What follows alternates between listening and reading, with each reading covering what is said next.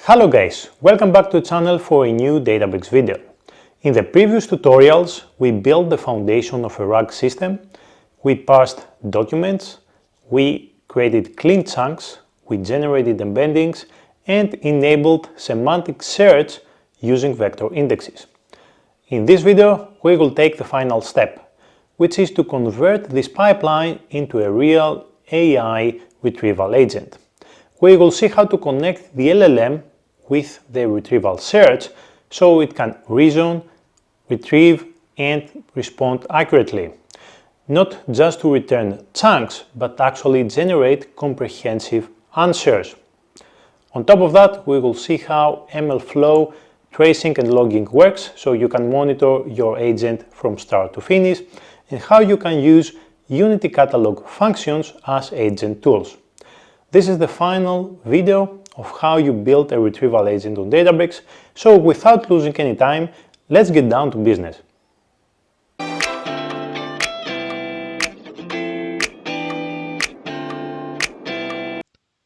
Before diving into the practical demo, let's take a look on the theory first. Now, in the previous videos, we created the embeddings and the vector search index, so now it's time to build the retrieval agent. What is a retrieval agent? A retrieval agent combines a large language model, LLM, a retriever, vector search, prompt orchestration, and optional tools and memory. Instead of answering only from pre-trained knowledge, the agent retrieves relevant chunks from a knowledge base before generating a response. Why MLflow matters? MLflow helps productionize AI systems by enabling experiment tracking, prompt versioning, tracing, logging, deployment, and monitoring. To understand its value, let's say that you don't have MLflow, right? So developers can only rely on print statements, but this approach apparently is not enough because you don't know why a specific query failed. Was it a timeout? Was it a bad query? Was it the embedding model, the chunking? Was it a reasoning error? So you don't know. And that's why we need MLflow. So there are four main components of MLflow. MLflow tracking, the API and the UI for logging parameters, code versions, metrics, and output files. MLflow tracing, this is the most important one, a dedicated observability feature that captures the hierarchical execution flow of an agent, essential for debugging the specific retrieval tool calls. The MLflow models, a standard format for packaging models that can be used in various downstream tools. And MLflow model registry, a centralized repo to collaborate on model lifecycle management, versioning, and state transitions. Retrieval chains. Retrieval chains orchestrate query understanding, retrieval, context injection, and the final answer generation. LangChain is the most commonly used library here. Logging agents with MLflow. MLflow can log prompts, retriever configuration, model dependencies, traces, input and output schemas. And we have model registry and Unity Catalog. Once logged, agents can be registered in Unity Catalog for governance, versioning, access control, and production deployment. And then we have the evaluation and monitoring, which includes retrieval, relevance, hallucination detection, latency, cost, answer quality. Moving to the practical example. So in this tutorial, we are going to build a retrieval agent, enable MLflow tracing, log the agent, and register the model in Unity Catalog. First, we need to install the required libraries. Now, be careful with the versions that we are going to use. This is a stable combination of library versions, and this is very important. Otherwise, you will have a version mismatch between libraries, and it's not going to work. So you can take a look here, the ones that I have, the versions I have here. And then let's move to the next step. Enable MLflow tracing. MLflow tracing, as we said, allow us to monitor prompts, retrieve chunks, tool usage, model output. Now you can, of course, It's by default enabled, but you can use also MLflow LangChain autolog here. Now let's specify the vector search index and the LLM endpoint. In the previous video, we created this vector search index, and this is the LLM endpoint that we are going to use. Build the retrieval agent. We now create a LangChain retrieval agent. The agent receives a user question, retrieves relevant chunks, injects them into the prompt, generates a grounded answer. And then we are also going to review the MLflow traces. So here from LangChain agents, we import the create agent. And then from Databricks underscore LangChain, we import Databricks and the vector search retriever tool. And from the prompts, the chat prompt template. So here we, in the build agent function, we pass the LLM endpoint and the index name and the number of results, only the top three. So we have the model, we define the LLM, the endpoint, the max tokens, the vector search tool here, we provide the name, the index name, the description, and the number of results. And here, a simple system prompt. You are a healthcare AI assistant, use the knowledge base tool when needed, be factual and concise. So if there is no relevant context, you say you don't know. And then we create the agent. So simple, right? Create agent function, we pass the model, the tools, the tool here, the vector search retriever tool, the system prompt, and we return the agent. And here, a quick test, we call this function and we invoke it using this message here. So let's run it and see the result.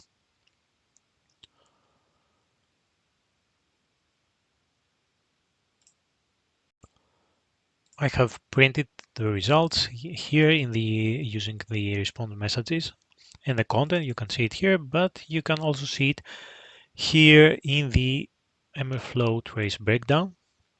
You can see every step, the summary, the user query, here the chat Databricks that was called, then the index, and then again, so you can see the output. So how does AI improve diagnosis in healthcare?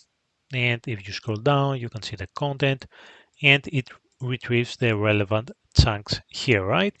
Content here, like that. Okay, and it has all this information, so you can also check the details and timeline and more detailed version here, what documents it retrieved, and the actual response here. Okay, and then you can use the linked prompts, link prompts to your traces by loading your register prompts inside your traced function. You have the token count and the latency.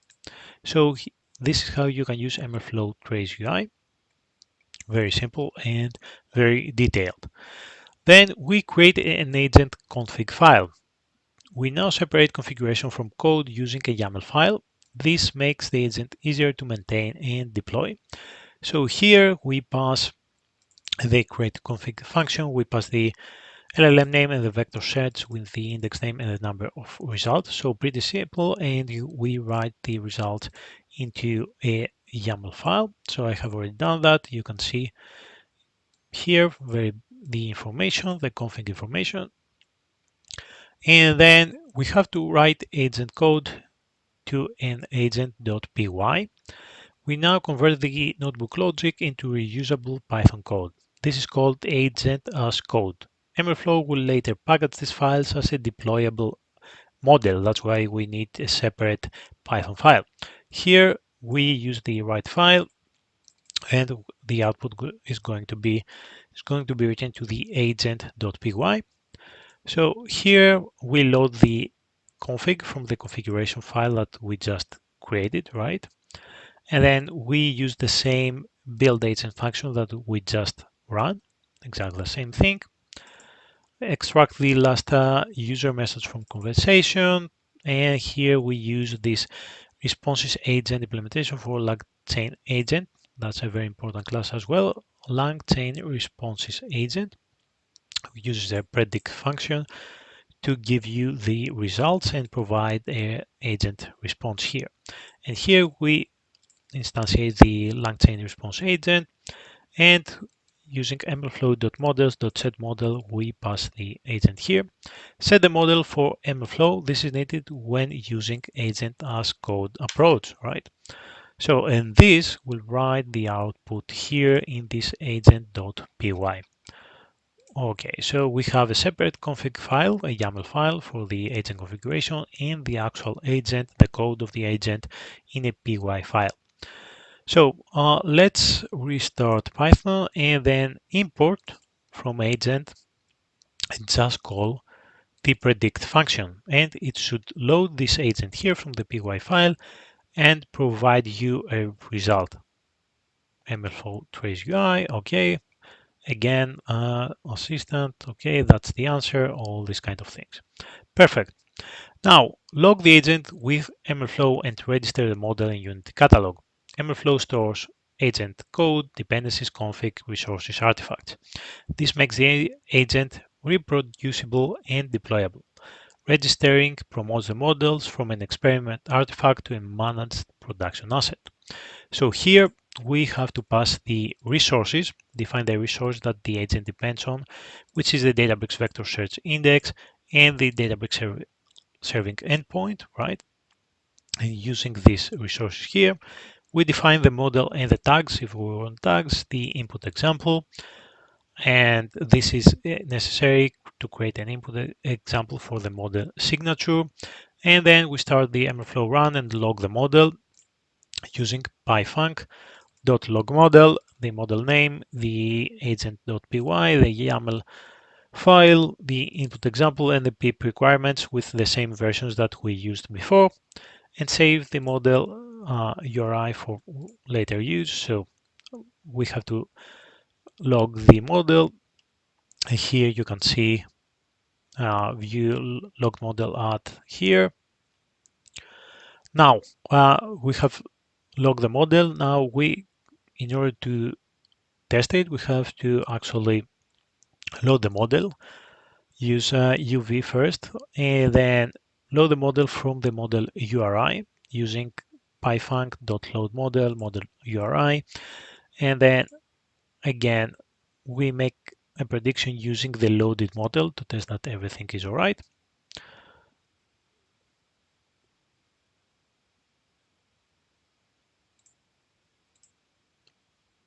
Okay, as you can see, it loaded the model and it is running. Perfect. This is what we want. Okay, it's going to generate a response at some point.